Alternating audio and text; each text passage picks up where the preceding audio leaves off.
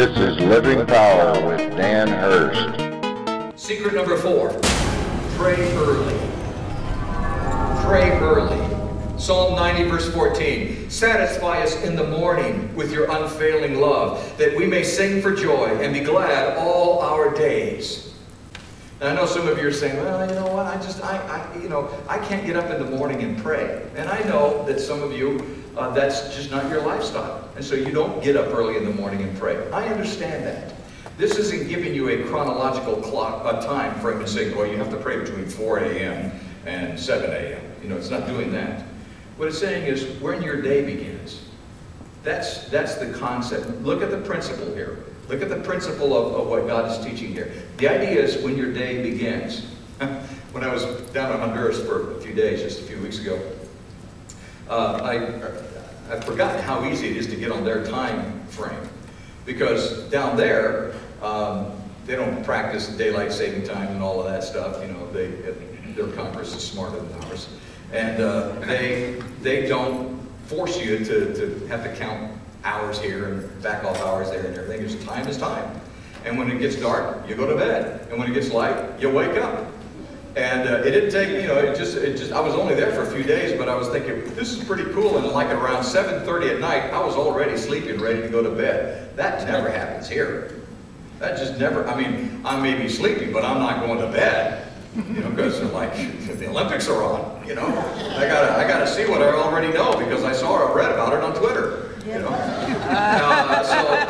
So I stay up, you know, that's just the way we do it. And then we sleep in and we get up and then, you know, we have our time frame, our body clocks. And so our days start differently.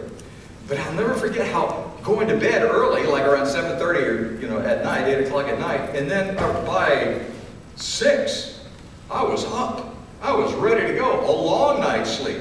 Even in that bed that I was sleeping in, it was not a bed. It was just, I was rested. It was great. You know, it was just that's how my day started. That was a different time frame for me normally. Well, what we're talking about here is when does your day start? When does your day really start? Does it start early in the morning? Okay, we're talking about that. Does it start late morning? Okay, we're talking about that. Are you, do you work at night and you have to sleep during the day? Okay, we're talking about that. When does your day start? What would happen if you had a job every day when you went in to get your instructions? You know, you'd have to go in and get your job first thing, and you'd have to find out what you're supposed to do for that day, and where you had to go, and who you needed to see, and when you needed to be somewhere, and all of that stuff. And instead of getting those instructions when you first got to work, you would just get busy with other stuff and pick up your instructions later in the day when it was more convenient. Yeah. Boss ain't going to go for that, is he? Why would you treat prayer, your time with your king, that way? I'll just pray when it's more convenient. You need that time in the morning to get with God and focus on Him and get your priorities right. And as Moses says, to be filled with God's unfailing love, which is, by the way that God motivates you. And if you're not motivated, how are you going to face your day?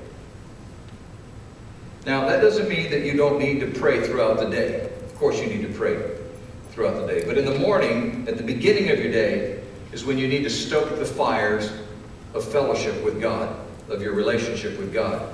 From the very beginning, God assigned mornings as a special time to meet with Him. Look at what it says in Leviticus. This was in the context of the Levitical law. Now remember, we're not under the law, but the principle of the law is still valid. Leviticus 6, starting with verse 9. The fire on the altar must be kept burning. It must not go out.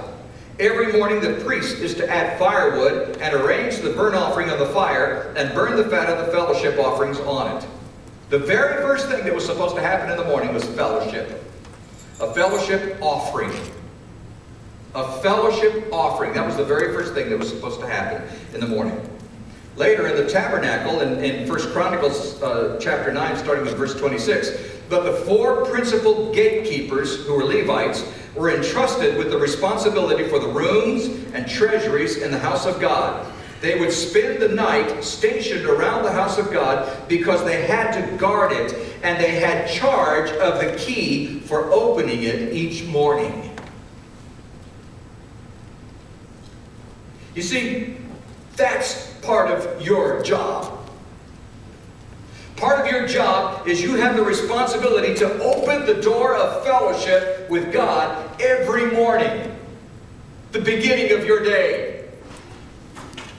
David said it this way, Psalm 84:10, "Better is one day in your courts than 1,000 elsewhere." I would rather be a doorkeeper, and what he was saying is, I'd rather be that gatekeeper, the guy that's responsible for opening the doors first thing in the morning for fellowship with God. I would rather be a doorkeeper in the house of my God than dwell in the tents of the wicked.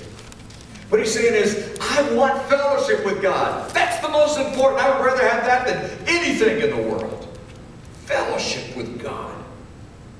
And David understood that joy of meeting God in the morning.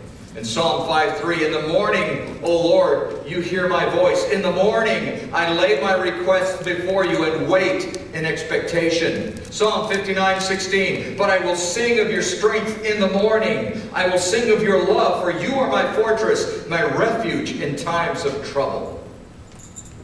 And one of my favorite verses, Psalm 143, verses 7 and 8.